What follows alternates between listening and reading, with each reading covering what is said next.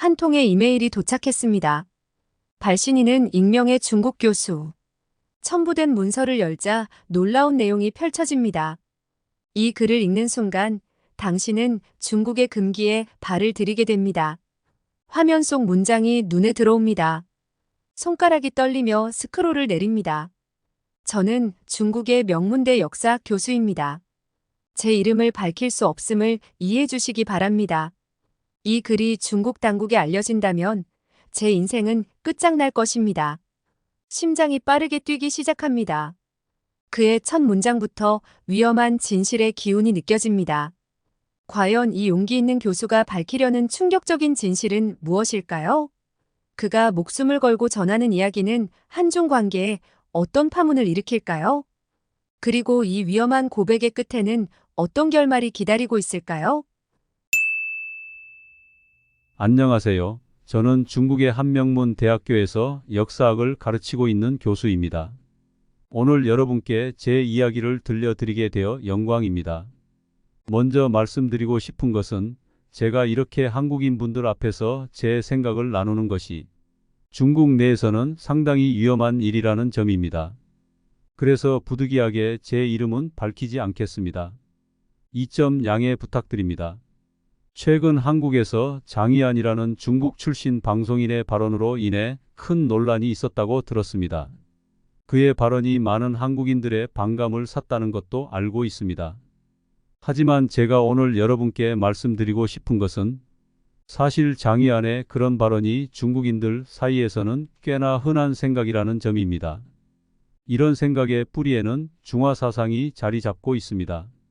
중화사상, 이것이 바로 오늘 제가 여러분과 나누고 싶은 주제입니다. 그리고 이 사상이 현대 중국 사회에 어떤 영향을 미치고 있는지, 특히 한국과의 관계에서 어떤 문제를 일으키고 있는지에 대해 이야기해 보려 합니다. 저는 중국 고대사를 전공한 역사학자입니다. 그래서 과거 중국이 동아시아에서 얼마나 중요한 역할을 했는지 잘 알고 있습니다. 중화사상이 어떻게 중국의 문화적 정체성을 형성했는지도 깊이 연구해 왔고요.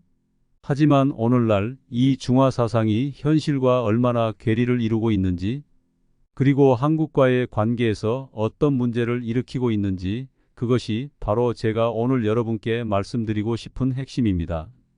먼저 중화사상의 기원과 과거의 영광에 대해 간단히 설명드리겠습니다.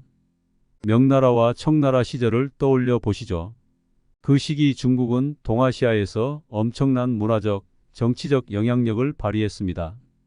특히 한국과의 관계에서 중국은 문화적 우월감을 유지해 왔죠. 예를 들어 조선은 명나라의 문물을 적극적으로 받아들였고, 이를 통해 중화사상이 동아시아 전역으로 퍼져나갔습니다.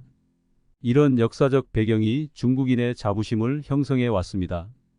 과거에는 이런 자부심이 긍정적인 역할을 하기도 했습니다.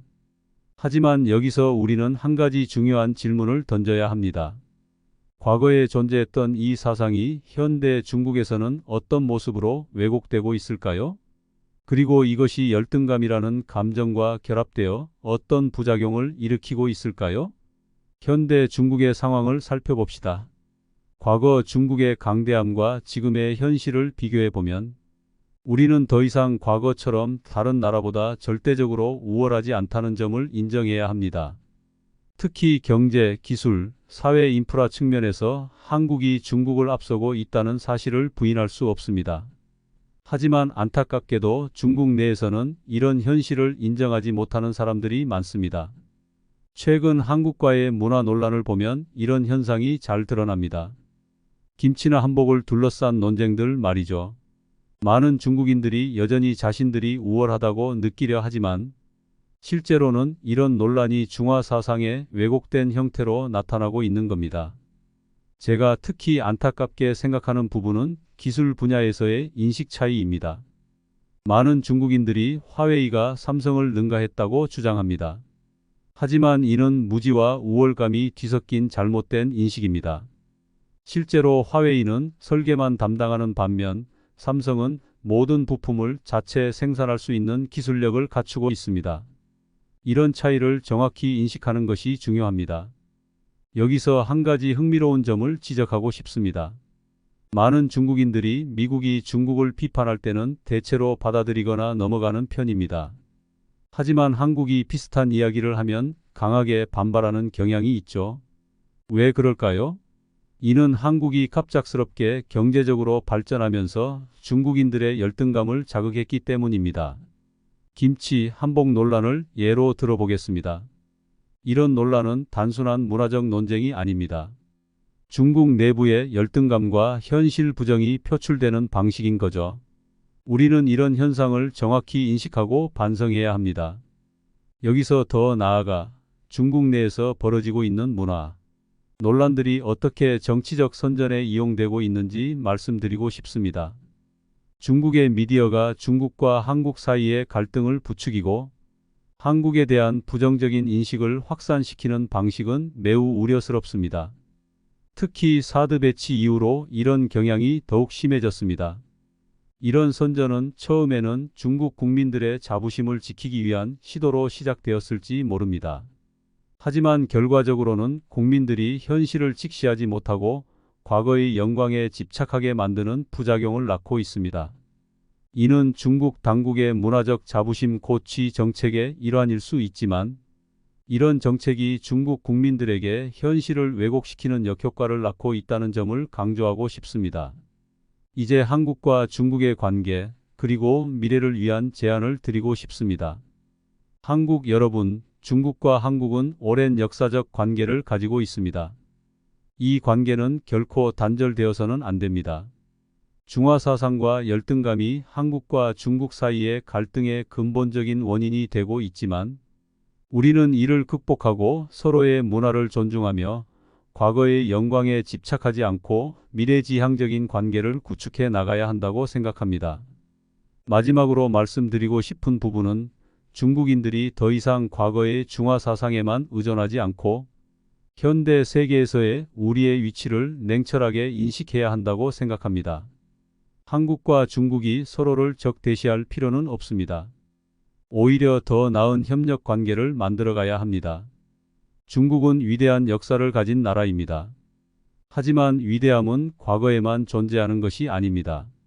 우리는 현재와 미래를 보고 그에 맞는 행동을 해야만 다시금 진정한 의미에서 위대해질 수 있습니다. 이것이 제가 오늘 여러분께 전하고 싶은 가장 중요한 메시지입니다.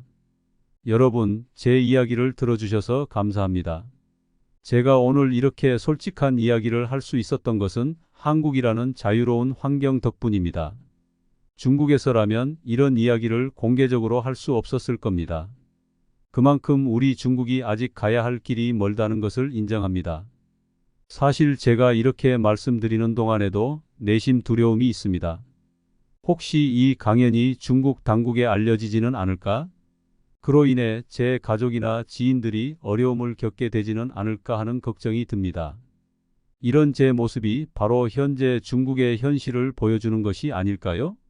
하지만 저는 이런 위험을 감수하고서라도 이 이야기를 꼭 해야 한다고 생각했습니다.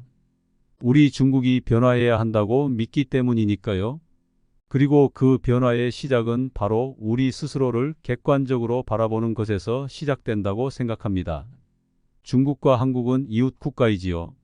우리는 수천 년 동안 서로 영향을 주고받으며 살아왔습니다. 때로는 갈등도 있었지만 그보다는 협력과 교류의 역사가 더 깊고 풍부합니다. 이런 역사적 관계를 바탕으로 우리는 앞으로도 서로 존중하며 함께 발전해 나가야 합니다. 제가 오늘 중화 사상과 열등감에 대해 많은 이야기를 했지만 이것이 중국의 전부는 아닙니다. 중국에도 변화를 갈망하는 많은 사람들이 있습니다. 특히 젊은 세대들은 세계를 더 넓게 보고 있으며 다양성을 인정하고 과거의 편견에서 벗어나려 노력하고 있습니다. 예를 들어 최근 중국의 젊은이들 사이에서는 K-팝이나 한국 드라마가 매우 인기 있습니다. 그들은 한국 문화를 통해 새로운 가치관과 라이프 스타일을 접하고 있습니다.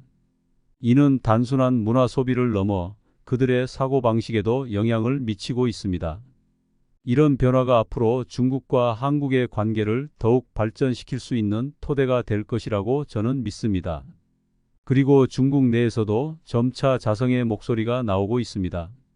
일부 지식인들과 언론인들은 중국의 현재 상황을 비판적으로 바라보며 변화의 필요성을 제기하고 있습니다. 물론 이런 목소리들이 아직은 소수에 불과하고 때로는 탄압을 받기도 합니다. 하지만 이런 움직임이 있다는 것 자체가 희망이라고 저는 생각합니다. 제가 한국에 와서 느낀 점 중 하나는 한국이 얼마나 빠르게 변화하고 발전하고 있는가 하는 것입니다. 서울의 거리를 걸으며 저는 중국의 어느 도시에서도 볼 수 없었던 첨단 기술과 세련된 문화를 경험했습니다. 특히 한국의 대중교통 시스템은 정말 놀라웠습니다. 깨끗하고 정확한 지하철, 편리한 버스 시스템, 그리고 어디서나 볼 수 있는 공유 자전거들. 이 모든 것이 한국의 발전상을 보여주는 것 같았습니다. 그리고 이런 한국의 모습을 보면서 저는 중국이 배워야 할 점이 많다는 것을 깨달았습니다. 우리는 종종 GDP나 인구 규모 같은 거시적인 숫자에 집착하곤 합니다. 하지만 진정한 발전은 국민들의 일상생활에서 체감되는 것이어야 합니다. 이런 점에서 한국은 분명 중국보다 앞서 있습니다. 물론 중국도 나름의 장점이 있습니다. 우리의 오랜 역사와 문화, 그리고 거대한 시장은 분명 강점입니다. 하지만 우리는 이런 장점에 안주하지 말고 계속해서 발전하고 변화해야 합니다. 그리고 그 과정에서 한국과 같은 이웃 국가들로부터 배울 점은 겸허히 배워야 한다고 생각합니다. 다시 한번 여러분께 감사드립니다. 제 이야기를 들어주셔서 감사합니다. 여러분의 앞날에 건강과 행복이 가득하기를 바랍니다. 감사합니다.